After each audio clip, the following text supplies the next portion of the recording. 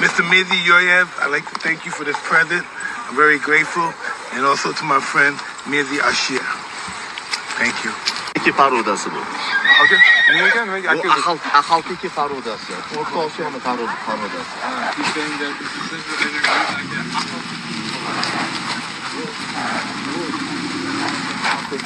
Ne mutlu Dünyada ikkita chistakronni paroda bor. Bittasi Arab parodasi, bittasi Ahaltiki parodasi. Aha. Я сейчас пароду перевожу.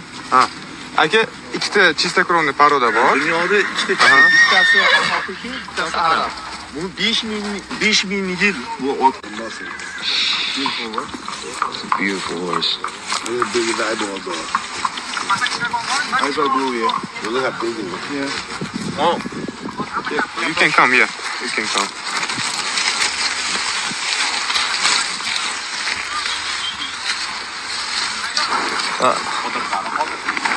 Rodinkesi bor.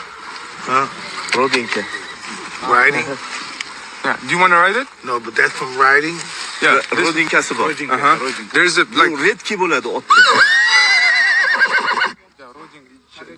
Let me translate. Не каждый день используют родинки. There is a mole in this horse. So no any horse. It is like very unique when they have it. It is like rare. Very rare. And very beautiful eyes. You can see. They're very lightful.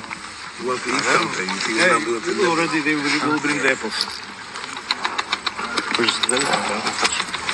Bu otlarni oltin otli deyilgan. Bu